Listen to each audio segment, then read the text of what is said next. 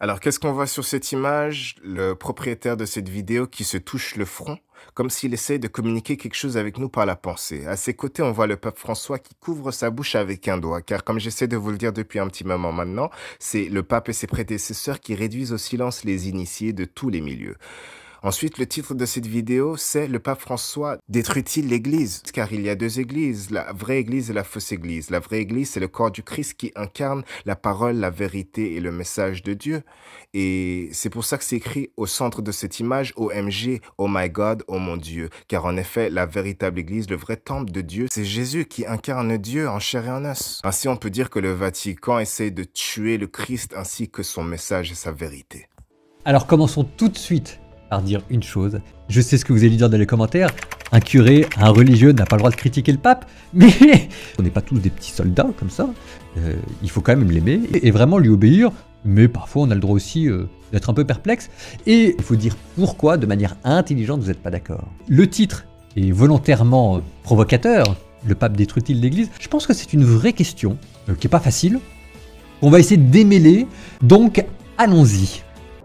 Une phrase pour résumer la manière dont le pape François gouverne l'Église. Une phrase que je n'aurais jamais osé dire tout seul, mais que le pape François a dit de lui-même dans une interview. Soy un po' forbo. Je suis un peu fourbe. On a tous l'image de Mazarin en tête, du cardinal qui manipule et qui manigance dans l'ombre. Peut-être qu'on pourrait mieux traduire en français par « je suis un peu rusé », ce qui est déjà plus proche et plus neutre. Mais ça, c'est la manière dont il gouverne l'Église et de sa propre bouche. Soy un po' forbo, mais qu'est-ce que ça peut bien vouloir dire? C'est hyper fin, hyper subtil. Soy un po' forbo, ça a débloqué une situation, on s'en sortait pas, on est viré à l'hypocrisie, on faisait énormément de casse. Donc là, c'est vraiment c'est un coup de génie. Et on a vu le pape François revenir complètement en arrière, faire le sujet, et puis maintenant on sait pas très bien où on en est. On sait pas très bien là où il veut en venir et donc ça lui donne le sentiment d'un agenda mais qui s'assume pas totalement. Et donc pour le coup, je pense que ça fait de la casse. Parce que ça rajoute à la confusion pastorale, la confusion médiatique, et à la fin, nous, sur le terrain, en fait, il nous a complètement court-circuité, on ne sait plus quoi dire. Soy un po' forbo. Et là, pour le coup, c'est comme ça. Écoutez, ça ne nous empêche pas d'obéir, hein, mais il faut le savoir.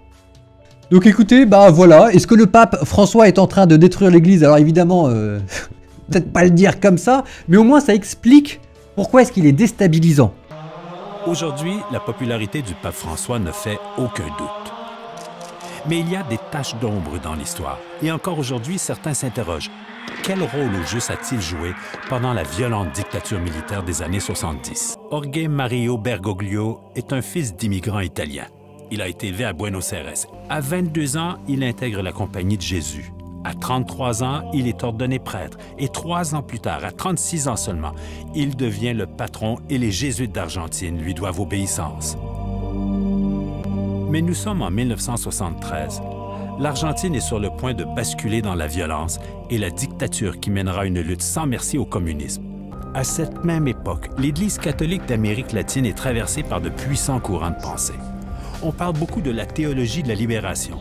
Certains veulent changer l'Église, se tourner vers les pauvres, non pas pour assister à leur calvaire, mais pour changer le monde avec eux. Aller vers les pauvres, pas seulement pour parler des pauvres, mais vivre dedans, accompagner ces pauvres, vivre dans la même situation sociale, politique, économique que ces gens-là. Alors la seule façon, c'est de faire une communauté de vie chrétienne dans cette bidonville. À Buenos Aires, les jésuites Orlando Yorio, Franz Jalik et Luis Duron adhèrent à cette vision de la théologie de la libération. Ils s'installent dans le quartier de Barrio Flores, un bidonville de Buenos Aires, pour vivre avec les pauvres une expérience qui ne fera jamais l'unanimité. Au contraire, à l'intérieur même de l'Église, on se questionne, on les associe à la gauche radicale et pour certains, c'est tout simplement trop. À l'époque, c'est Bergoglio, il dit non. Ça, c'est pas une expérience catholique, ça, c'est pas une expérience chrétienne, ça, c'est plus une expérience politique et sociale que jésuite. C'est ce que raconte Franz Jalik dans un livre qu'il a publié pour la première fois en 1994. Bon nombre de personnes ne voyaient pas d'un bon œil notre présence dans les bidonvilles. Elles considéraient notre présence dans ce quartier de misère comme un soutien à la guérilla. Elles ont alors envisagé de nous dénoncer comme terroristes, mais nous savions d'où venait le vent et qui était responsable de cette diffamation. Je suis allé trouver cet homme et je lui ai dit qu'il jouait avec notre vie. De qui le frère Jalic parle-t-il? Parle-t-il de son supérieur, Bergoglio? Son collègue Orlando Iorio n'a aucun doute. Son récit recoupe parfaitement celui de son ami Jalic. En décembre 1975, compte tenu des rumeurs selon lesquelles je participais à la guérilla, frère Jalic a de nouveau parlé au père Bergoglio. Le père Bergoglio a reconnu la gravité de la situation et promis de faire taire ces rumeurs au sein de la communauté jésuite. Il a aussi promis de témoigner aux militaires de notre innocence. Le 23 mai 1976, dans un bidonville de Buenos Aires, en Argentine, un escadron de la mort du régime militaire fait irruption et embarque Iorio et son ami jésuite, Franz Jalic. Les deux jésuites seront torturés, enchaînés pieds et mains, encagoulés pendant 5 mois à la sinistre école de mécanique navale. 1 an plus tard, exilé à Rome, Orlando Iorio écrit une longue lettre où, dans le menu détail, il raconte son histoire. Une histoire troublante qui jette une zone d'ombre sur celui qui était à l'époque son supérieur, Jorge Mario Bergoglio, devenu depuis peu le pape François. Le frère Jalic, lui, a gardé un souvenir amer de tout ça. Selon des déclarations ultérieures faites par un officier et d'après 30 documents que j'ai eus plus tard en main, il ne faisait aucun doute que cet homme n'avait pas tenu sa promesse et avait fait de fausses déclarations aux militaires.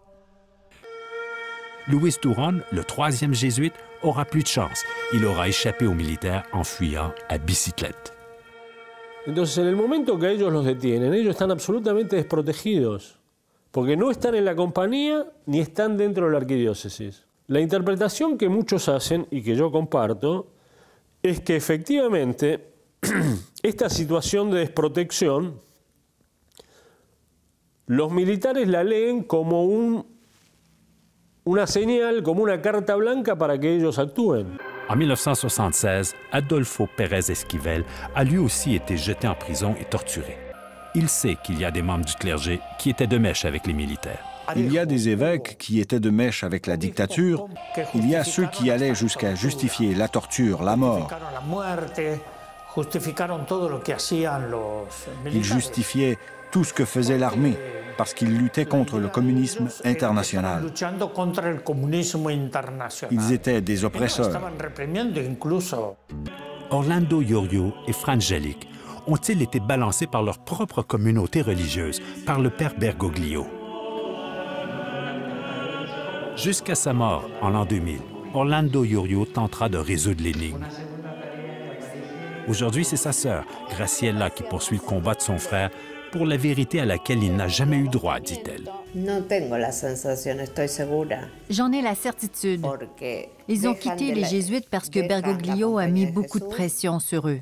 Ils se sont retrouvés sans évêque pour les soutenir parce que Bergoglio avait écrit des rapports désobligeants sur eux. Ils se sont retrouvés absolument sans protection. Et le 23 mai 1976, ils ont été kidnappés. Graciela Iorio dit qu'elle a rencontré le père Bergoglio à plusieurs reprises. Elle a voulu le confronter à propos des rapports désobligeants qu'il aurait fait circuler au sujet de son frère Orlando. J'ai rencontré 3 fois Bergoglio en 1976 pour essayer de libérer mon frère. Et durant l'une de ces rencontres, il m'avait dit « J'ai écrit un bon rapport sur Iorio. D'ailleurs, je vais vous le montrer. » Il s'est retourné comme s'il allait prendre le dossier, mais il ne m'a jamais rien montré. Il m'a recommandé plutôt d'être prudente parce que, disait-il, je risquais d'être kidnappée à mon tour. À l'époque, les militaires menaient de nombreuses rafles, torturaient tous ceux qu'ils soupçonnaient de subversion ou de sympathie avec la guérilla. 30 000 personnes sont disparues. Quand la dictature a pris fin, des procès ont été intentés contre les militaires et une commission a tenté de faire la lumière sur les événements. Ce n'est qu'en 2010, 34 ans après les événements, que le cardinal Bergoglio acceptera de répondre aux questions de la justice argentine. Et Et encore, la commission devra se déplacer dans les locaux de l'archevêché. Le témoignage de Jorge Mario Bergoglio va susciter beaucoup d'intérêt parce que depuis, Bergoglio est devenu archevêque de Buenos Aires et cardinal, prince de l'Église. Los padres Yalix y Iorio dejan la compañía antes del golpe militar, que había habido una redada y habían llevado presos. La commission cherche à comprendre qui était la source des rumeurs qui ont mené à l'enlèvement de Iorio et Jalic, à l'époque où ils travaillaient dans les bidonvilles. Bergoglio répond qu'il y avait effectivement des gens de différents secteurs de la société et de l'Église qui n'aimaient pas que des religieux travaillent dans les bidonvilles. Ça, la commission le savait. Ce que le procureur veut, ce sont des noms.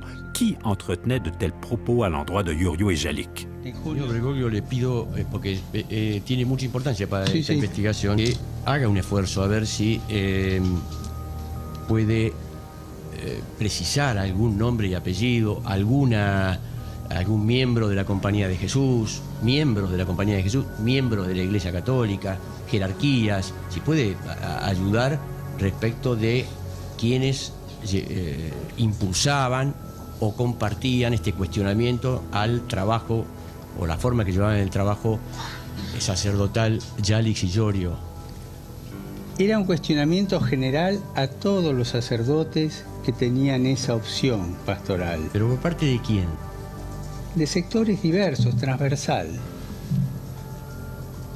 Se hablaba, se decía, se publicaba en los diarios. ¿A usted le hablaban? En las comunidades se hablaba, en los sectores, en algunas parroquias, sobre todo sectores de la iglesia, ¿no es cierto? Y también de afuera. ¿Y no recuerda algún caso concreto? ¿Algún obispo? ¿Algún cardenal? No, porque era algo muy... Esos comentarios que uno le resta importancia en el sentido, no que sea una acusación, sino en el sentido de que, y bueno, dicen esto, no es verdad, pero ya está instalado. Si bien entendí, usted dijo que le restaba importancia en un sentido. Es decir, no por la acusación, pero estaba instalado eso, que los curas que trabajaban con los pobres eran zurdos. Ce qui ressortira du témoignage du cardinal Bergoglio, c'est à quel point sa vision des événements tranche avec celle de Iorio et Jalic. Le témoignage du cardinal Bergoglio n'est peut-être pas particulièrement convaincant, mais la justice argentine, elle, n'a trouvé aucun reproche à lui faire. Nous nous sommes donc tournés vers les deux compagnons d'Orlando qui sont toujours en vie. D'abord, Franz Jalic. Comme Orlando, Franz Jalic a longtemps été très préoccupé par le rôle de Bergoglio dans tout ce qui leur est arrivé. Mais lorsqu'en mars 2013, Bergoglio est élu pape, Jalic publie un communiqué de presse dans lequel il dit s'être réconcilié avec les événements et le père Bergoglio. Et dans une phrase énigmatique, il dit qu'il ne peut pas commenter le rôle de Bergoglio à l'époque. Le communiqué de Jalic a piqué la curiosité des médias. 5 jours plus tard, nouveau communiqué de presse. Orlando, Iorio et moi, dit-il, n'avons pas été dénoncés par le père Bergoglio. Mais quel rôle Bergoglio a-t-il joué dans cette lugubre page d'histoire? Que s'est-il passé pour que Franz Jalic change radicalement de version? Il a 85 ans, il se trouve aujourd'hui dans un monastère, en Allemagne. Il nous a bien fait comprendre qu'il ne parlera plus de ces années-là. Il ne reste que l'autre jésuite, Luis Durón, qui a échappé aux militaires le 23 mai 1976. Dans une brève conversation téléphonique, Durón nous dit qu'il ne veut plus jamais parler de tout ça, même si son témoignage pourrait apporter un précieux éclairage sur les événements. Luis Durón est devenu un fantôme. Tell them that we are stuck between what Iorio says and what Bergoglio is saying now. Okay. That does not concord. It's just like it's a dead end. It doesn't match. He says, I know that, I know him, referring to Bergoglio, but I can't get you out of this dead-end street. So is he afraid to talk to us? Luis Durón et Franz Jalic sont des témoins de premier ordre dans toute cette histoire. Alors pourquoi aujourd'hui refuse-t-il de parler? Que ce soit dans les rues de Buenos Aires ou dans cette villa de misère que fréquentait le cardinal Bergoglio, ou encore à l'autre bout du monde, à Saint-Pierre de Rome, la popularité du pape François ne fait aucun doute. Certains le surnomment le pape des pauvres. C'est quand même paradoxal pour un religieux qui a eu tant de mal avec 3 jésuites partis vivre avec les pauvres pour changer le monde. Il y a une autre tache d'ombre autour de la dictature argentine et du rôle du clergé. Pendant la dictature, les militaires ont littéralement volé des enfants et des nouveau-nés de mères qu'ils ont assassinés. 500 enfants auraient été volés et donnés à des gens influents. Le père Bergoglio le savait-il? En 2010, quand la justice argentine demande au cardinal Bergoglio quand a-t-il appris que des enfants avaient été volés, le cardinal demeure vague. Assez récemment répond-il d'abord au procureur pour ensuite préciser peut-être au moment du procès contre la junte militaire. Or, ces procès ont débuté en 1985. Oui, il le savait. Bon, on peut peut-être dire qu'il ignorait l'existence d'un plan systématique de vol de bébés. C'est autre chose. Mais que des enfants étaient volés, ça, il ne pouvait pas ne pas le savoir. Estela de la Cuadra répète sur tous les toits que le cardinal était au courant depuis bien plus longtemps, en fait, depuis 1977. Estela de la Cuadra n'en croit rien. Pour elle, Bergoglio devait savoir dès 1977 que des enfants étaient volés par les militaires. Pour elle, Bergoglio ment. Estela de la Cuadra a perdu plusieurs membres de sa famille sous la dictature, dont Elena, qui était enceinte de 5 mois lorsqu'elle a été kidnappée. Désespérée, la famille a fait appel aux plus hautes autorités jésuites à Rome pour qu'on les aide à retrouver Elena. Le père général Arrupe a ensuite demandé à Bergoglio qu'il rencontre Roberto de la Cuadra, le père de la famille. Plutôt que d'enquêter lui-même sur la disparition d'Elena, Bergoglio demande par écrit à un évêque, Monseigneur Picci, de recevoir Roberto de la Cuadra. Et c'est par cette filière que la famille apprend qu'Elena est morte, qu'elle a accouché en captivité et que le bébé a été donné à quelqu'un d'influent, hors de portée. Oubliez l'enfant.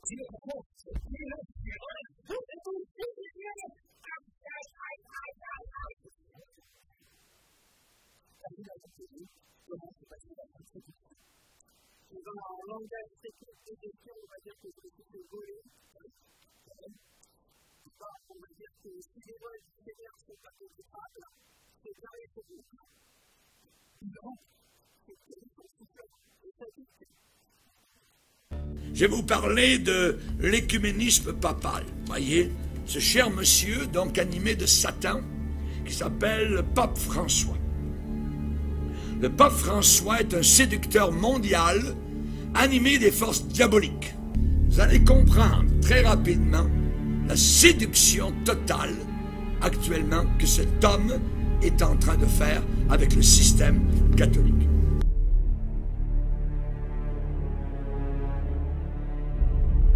Volta capita di sentire qualcuno dire io credo in Dio, credo in Gesù, ma la Chiesa non mi interessa. Quante volte abbiamo sentito questo? Questo non va. C'è chi ritiene di poter avere un rapporto personale, diretto, immediato con Gesù Cristo, al di fuori della comunione e della meditazione della Chiesa. Sono tentazioni pericolose, sono tentazioni pericolose.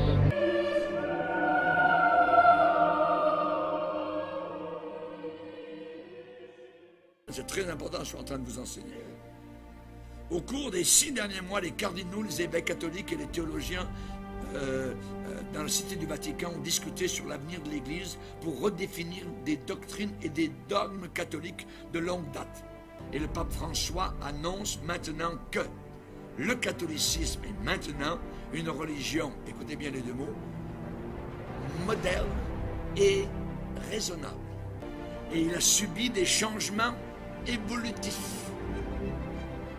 Donc, c'est une église à géométrie variée. Un jour, elle croit ceci, à un autre moment donné, elle croit autre chose. Elle peut détruire ce qu'elle a cru auparavant. Nous devons reconnaître que la vérité, dit-il le pape, que la vérité religieuse évolue et change. Regardez bien ce qu'il dit. La vérité n'est pas absolue. Et les chrétiens qui croient à l'Église catholique sont noyautés directement à l'intérieur par Satan. Je dirais que Satan utilise ce pape. Il dit toutes les religions sont vraies. Parce que, pourquoi dit-il ça? Il dit parce qu'elles sont vraies dans les cœurs de tous ceux qui croient en elles. Fait qu'il dit, si vous croyez un mensonge, c'est la vérité. Vous voyez l'entourloupette? Voyez, toutes les religions sont vraies parce qu'elles sont vraies dans le cœur de tous ceux qui croient en elles.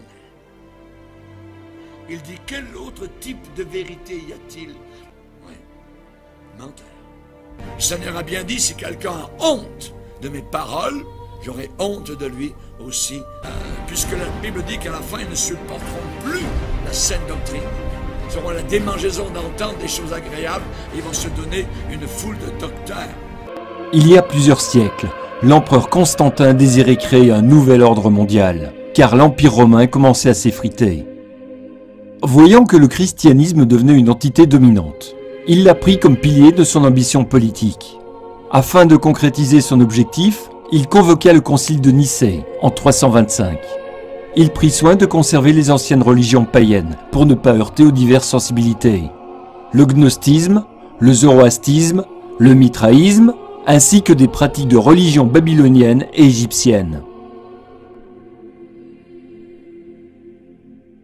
Ce syncrétisme religieux prit le nom de catholicisme, en grec katholikos, qui signifie universel, et fut sous l'autorité papale qui commençait à prendre du pouvoir et de l'argent pour s'affirmer définitivement au courant du IXe siècle. Cette tour de Babel dura un certain temps. Il y avait également dans l'Empire la monnaie unique. La hiérarchie catholique romaine, maîtresse en la matière, inventa une série de légendes autour de l'empereur Constantin. N'est-ce pas l'Église catholique romaine qui écrivait l'histoire en ce temps-là? Je voudrais préciser que sur la place Saint-Pierre, il y avait un obélisque égyptien, et pour cacher aux chrétiens la véritable intention du Vatican, ils dressèrent à son sommet une croix. Dans le musée du Vatican, il y a des momies égyptiennes et objets ayant appartenu à l'ancienne Égypte. Lorsque les papes se faisaient promener sur la Sedia Gestatoria, il y avait les flabelli, genre d'éventail en plumes d'autruche, que les pharaons de l'ancienne Égypte utilisaient également. Les Illuminati, sociétés secrètes où les puissants de ce monde se retrouvent en catimini régulièrement pour décider du destin de l'humanité. Ce groupe comprend les Bush, les Rothschild, les Harringman, les Russell, les Dupont, les Windsor et d'autres familles royales européennes. Pour terminer, le pape de Rome aura comme au IVe siècle son rôle de chef et de guide.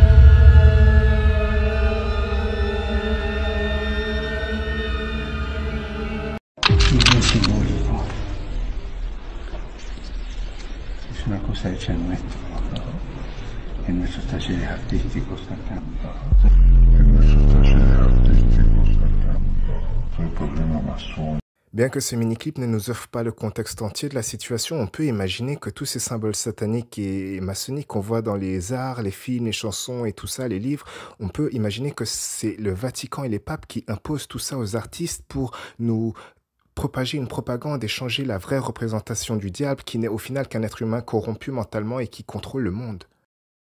Attention, Hollywood a repris la figure du diable. Hollywood n'est pas toujours une garantie de vérité, mais c'est important justement d'analyser et de voir ce qui se joue dans les films que nous regardons.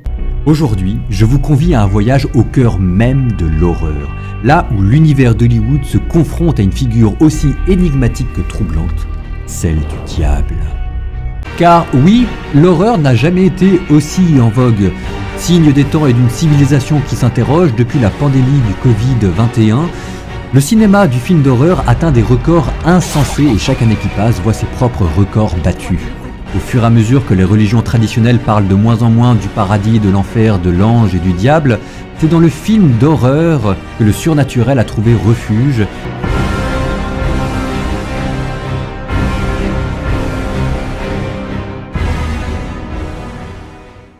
Et pour étudier le diable dans les films d'Hollywood, nous n'allons pas voir les films de possession et d'exorcisme, mais nous allons faire un détour qui nous permettra de redonner au diable ses lettres de noblesse. Si le mal n'existe pas, dites-moi alors, à quoi donc sert l'Église? Et plutôt que d'exhiber le diable à grand renfort de croix renversées, le cinéma d'horreur peut aussi se plaire à cacher le diable au plus profond de la psychologie humaine.